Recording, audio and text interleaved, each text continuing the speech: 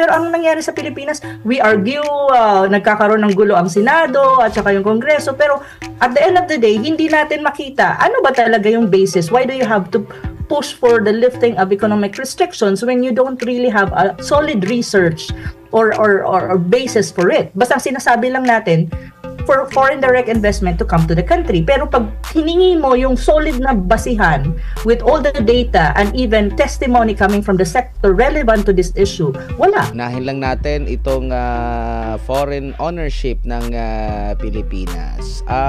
Matagal na itong ating konstitusyon at kabilang ito sa pinag-aaralan ninyo, Prof, itong ating konstitusyon. Mahigpit ba ang ating konstitusyon pag pag-uusapan yung foreign ownership, Prof?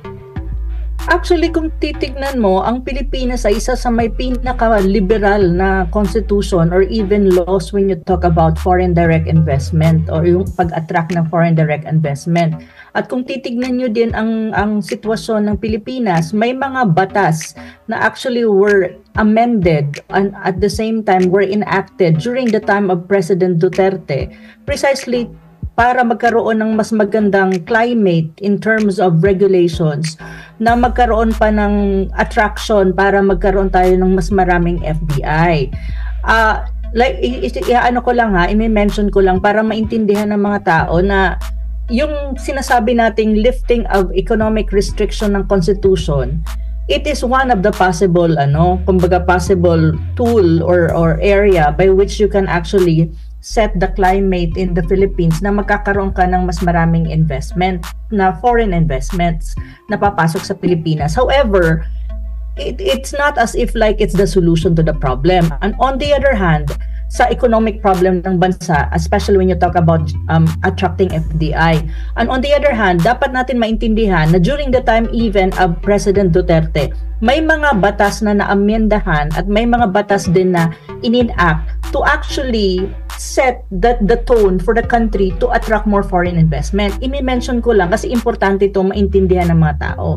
The first thing that we have to understand is during the time of President Duterte, nagkaroon ka ng tinatawag na Corporate Recovery and Tax Incentives for Enterprises Act or yung tinatawag mong CREATE.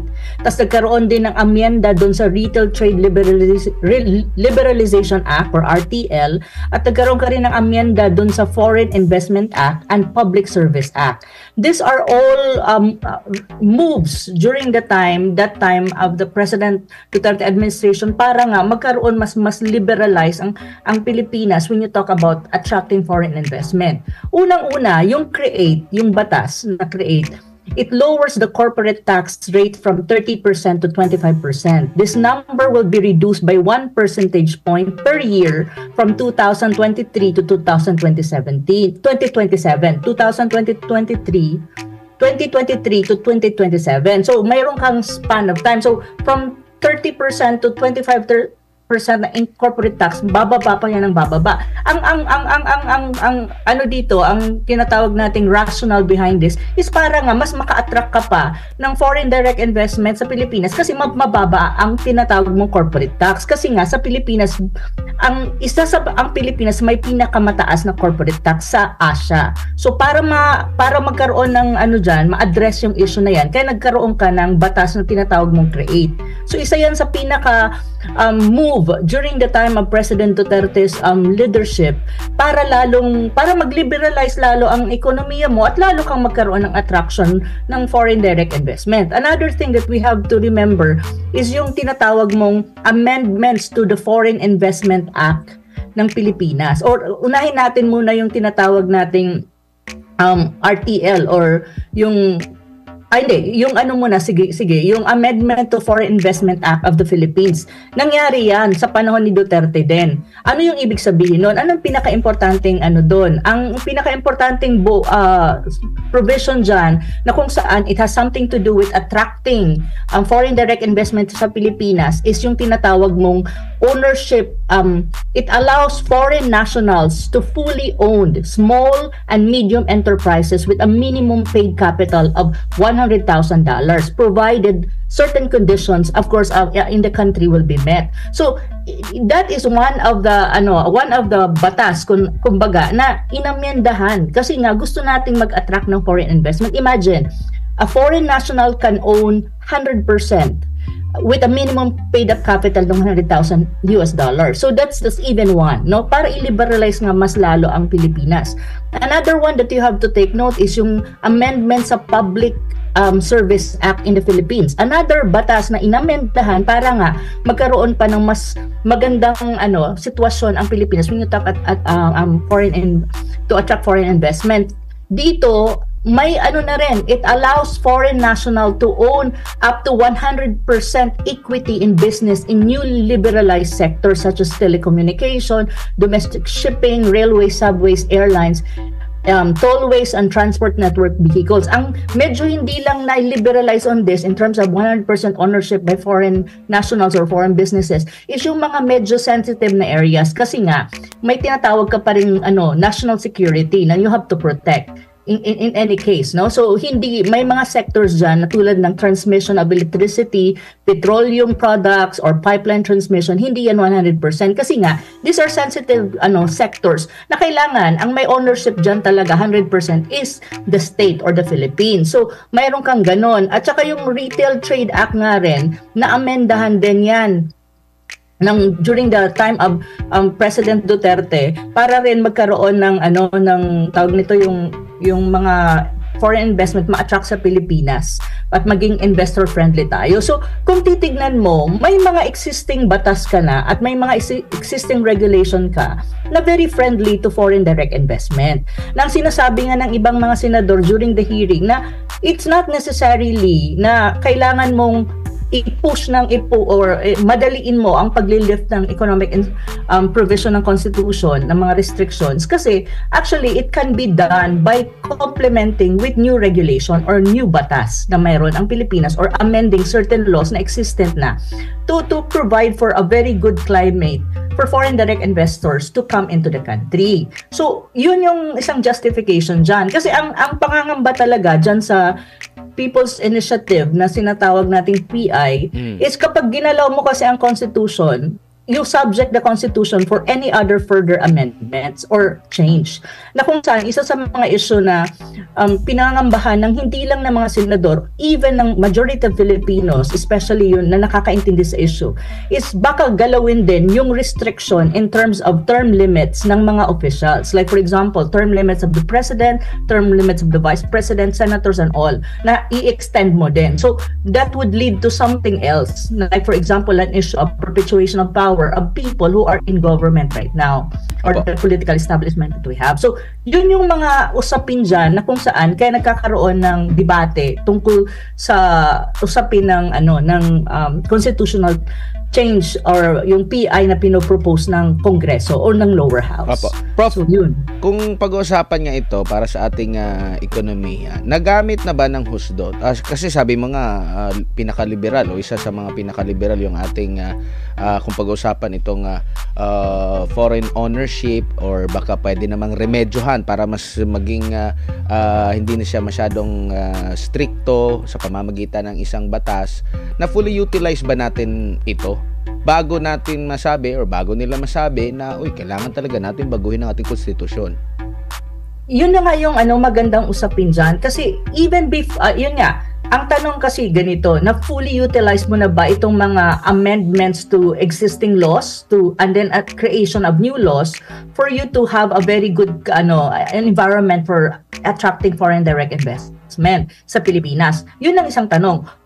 Yun nga ang tanong, kung hindi pa siya fully utilized or na-maximize, then probably the first thing that we need to do is to maximize all of these regulations and laws of the country. Kasi kung hindi or fully implemented siya or na-implement na ba ng mabuti, if that is not yet happening, so probably lawmakers and policy implementers should focus on that. Kasi probably yun ang kailangan natin, not necessarily the amending or changing the Constitution. So yun yung isa sa mga area na dapat tignan actually. Kasi kung hindi pa, it means probably the problem is the full implementation, maximizing all this law.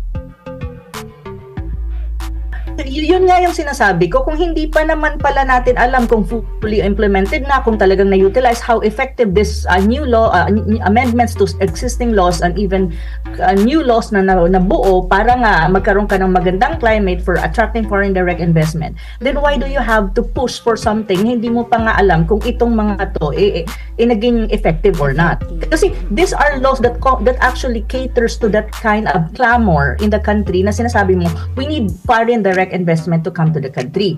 However, ang usapin kasi na yan ay hindi lang usapin ng batas or yung pagsiset ng tone in terms of regulation and laws, or hindi lang yan usapin. Kailangan mong tignan ang existing condition ng Pilipinas din. Matagal ko nang sinasabi na when you talk about foreign direct investment, it's not necessarily an issue of changing the constitution or amending the economic provisions of the constitution, kasi may complementing laws ka nga na mention ko kanina. Usapin nga ng pagtingin kung halimbawa ang conditions mo for foreign investors to come to the country are actually good.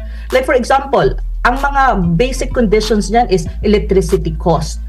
Ang Pilipinas ang may pinakamataas, isa sa may pinakamataas or ang may pinakamataas na electric cost when you talk about power cost in the region. Tayo yun, mas mataas tayo kaysa sa Indonesia, Singapore, Malaysia, or even China.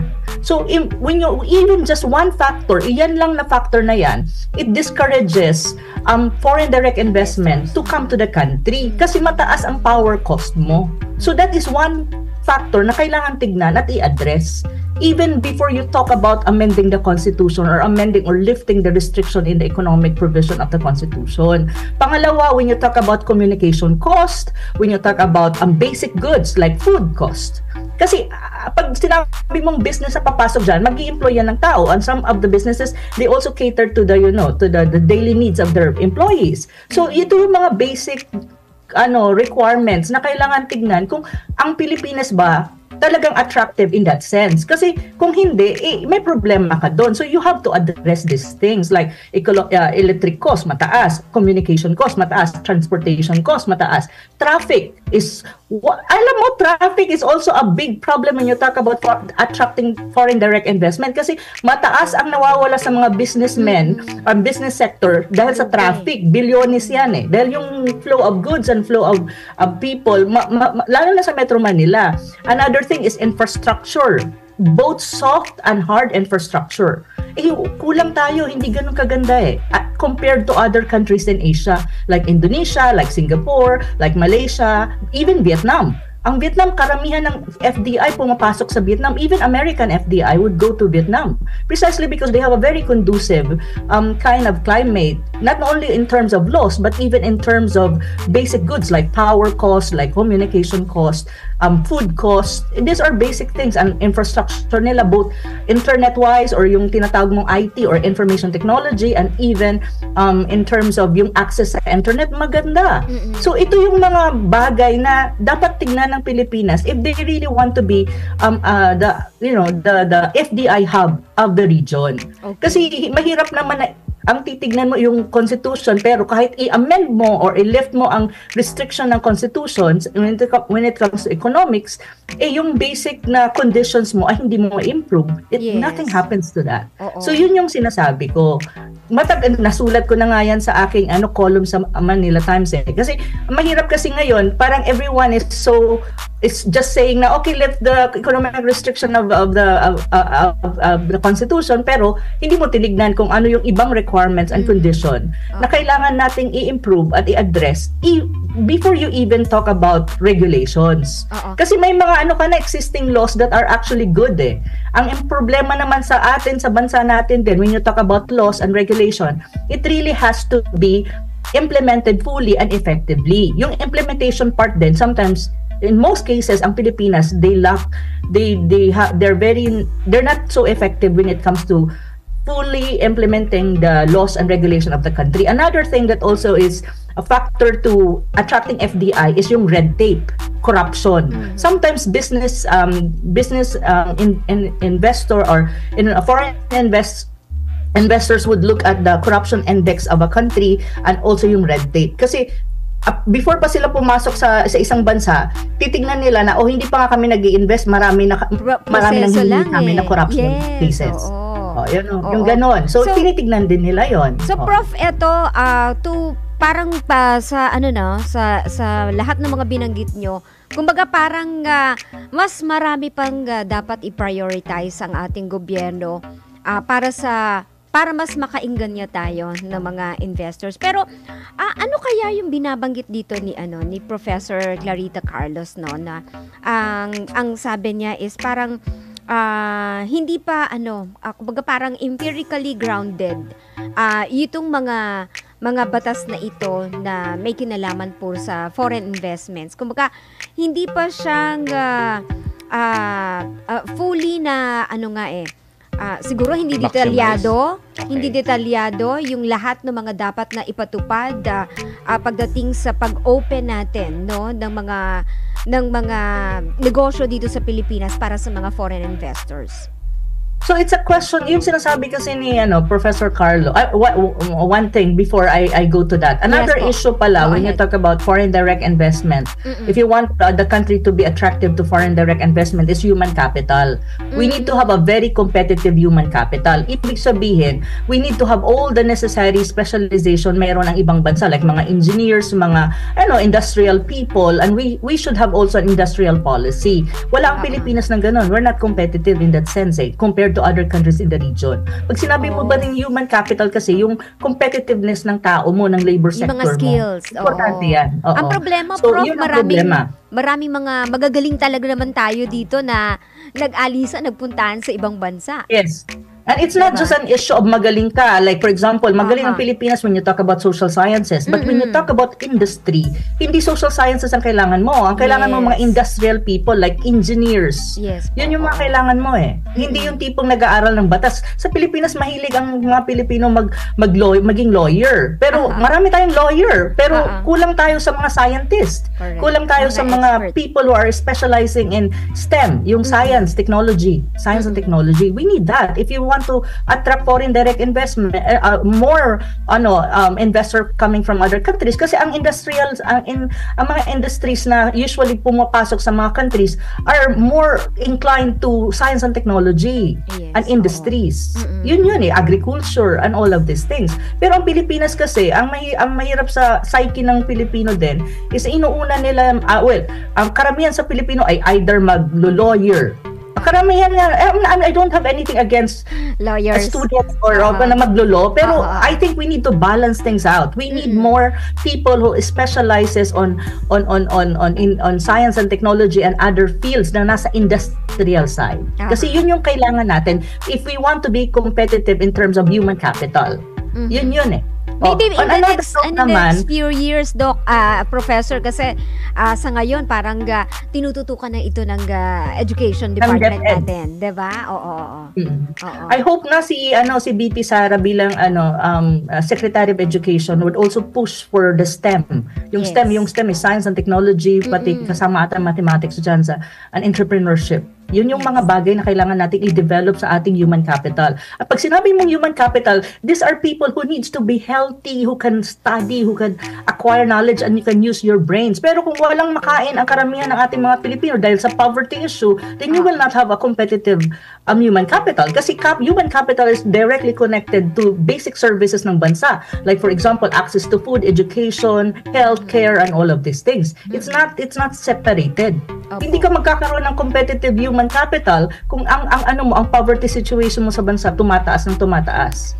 At hindi na-address yung access to basic goods. On the other hand, sasagutin ko lang yung question kanina sinasabi ni Professor Clarita Carlos. I think usapin yan kung ang mga batas like mga na-amendahan yung PSA, yung RTL, Retail Trade Liberalization Act and create and all of these laws, no, and regulation in the country, is usapin niya ng education. Kasi ang batas, hindi naman pwede i-enact mo lang yan tapos yun na yun. Ang batas kasi, kapag na-enact, may bagong batas ka, people needs to understand the law. So, there's a need for education. I-educate mo yung mga tao, especially the sector na kinikater ng batas na yan, specifically. Like, for example, kung Retail Trade Liberalization Act yan, doon ka i-educate mo yung nasa retail sector. Tapos, ipo-fully implement mo yan for it to be grounded. Yes. Yun eh. Now, ang tanong kasi dyan is nasa gobyerno na. Ano ang ginawa ng gobyerno for these laws to really take a root in the sector, and at the same time mayroon siyang nagiging grounded siya. Yun yung kaya sa hindi sila aware sa bansa, no? Marami at hindi aware ang mga tao on that. So yes, yun. Opo. Prof, needed ba na or meron bang pag-aaral na ginawa mismo yung mga Chamber of Commerce ng iba't ibang mga bansa, no? Marami yan dito eh.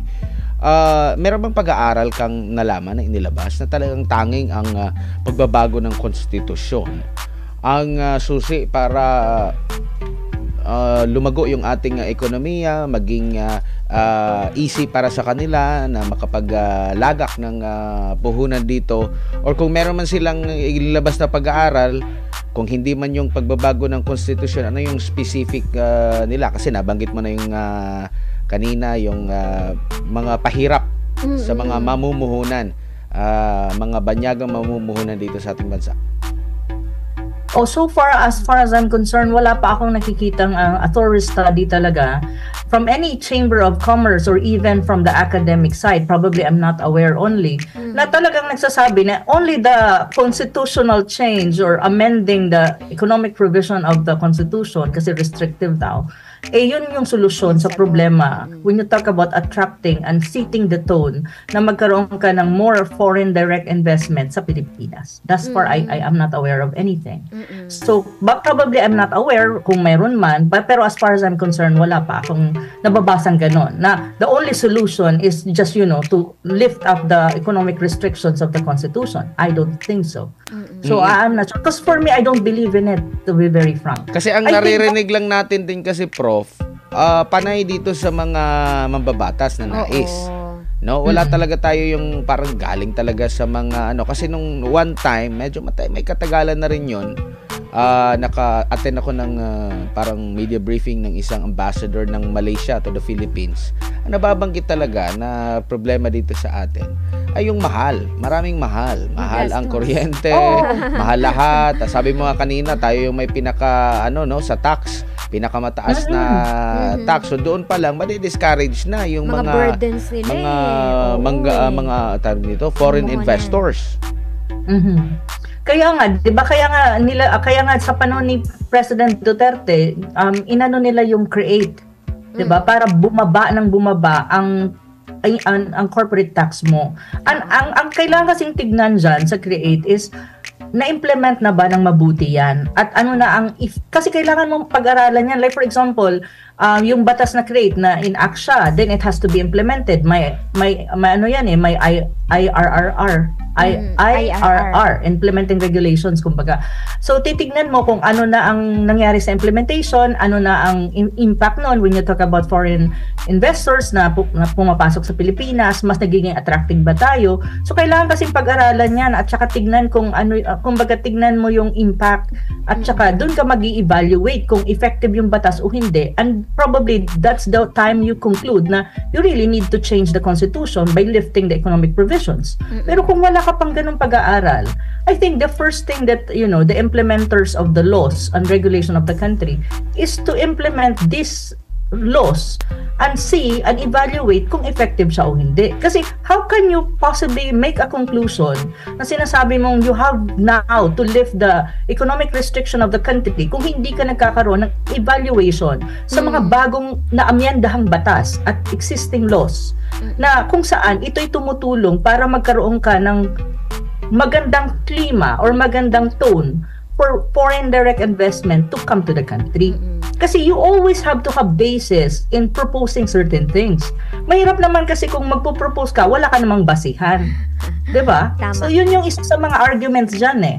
Kasi ako, ang ano ko, probably, I mean, I believe in lifting the restrictions. Pero sa akin kasi, that is just one area.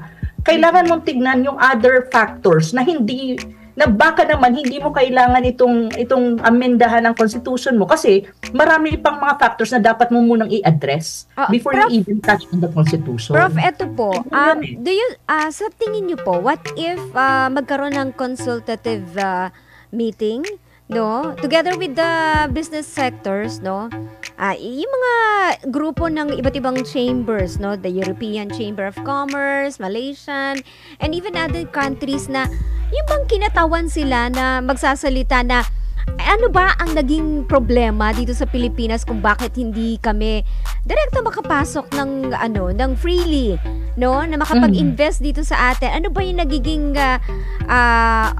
kumbaga hindrance, no? Probably para malaman natin kung eto ba tang constitution na to, pagbabago sa constitution na magiging sagot, or yung mga inilatag nyo kanina na mga factors. So magandang suggestion yan. Yun yung dapat na gawin muna siguro ng not necessarily by Congress but the Congress, like both lower and upper house should do that, and even the executive level, executive branch, na you make an evaluation and probably do some kind of in-depth research and an interviews or focus group discussion with relevant sectors and relevant people para malaman mo kung ano ba talaga ang problema given the existing laws na meron at saka yung mga amendments na ginawa sa PSA, sa RTLA. So lahat yan dapat evaluate para malaman mo kung ano yung kulang before you even talk about the constitutional amendments or constitutional change, kasi you don't have a justification bakit ganyan ang positioning natin ngayon, 'di ba? Like people are pushing like for example Congress is pushing for changing the Consti or amending the Consti. The president, as far as President Marcos Jr. is concerned, he is saying that he is in favor of lifting the economic provision of the Constitution. But ang tanong kasi, what is the rationale behind? What is the justification behind? Because before you even move for something, you need to have those justifications. At kailangan may prueba ka. Like for example, kung yung suggestion mo na nagkaroon ka ng consultation with all the business sectors, may it be foreign and local, tignan ano ba ang sabi nila? Kailangan mo ba ng amendahan ang constitution para pumasok para sila mag-invest sa country? Like for example, the Malaysian, the Chinese, the Indonesian, the EU and the Americans? Baka naman kasi hindi ganoon ang sagot. So ano talaga ang issue ng PI? So doon mo malalaman Kasi ang nangyayari sa Pilipinas, we push on certain things without even trying to justify it properly. Yeah. Na may proper justification ka, may basihan ka, may hard facts and hard data ka. We are not like that. Unlike other countries, before they move on to something critical like amending the constitution, they base everything on hard evidence and hard facts and hard data. Ibig sabihin, tangible. Nakikita mo, may figures ka, may evaluation ka, mayroon kang mga testimony coming from different sectors na very relevant dun sa issue or like sa sector na yan. So, yun dapat. Pero ang nangyari sa Pilipinas, we argue, nagkakaroon ng gulo ang Senado at saka yung Kongreso, pero at the end of the day, hindi natin makita ano ba talaga yung basis. Why do you have to push for the lifting of economic restrictions when you don't really have a solid research or basis for it? Basta sinasabi lang natin for foreign direct investment to come to the country. Pero pag hiningi mo yung solid na basihan with all the data and even testimony coming from the sector relevant to this issue, wala. Yun diba? So, yun yung mahirap sa Pilipinas, to be very frank. Ganun tayo Kaya hindi tayo umuunlad, to be very frank din Naku, nakakalungkot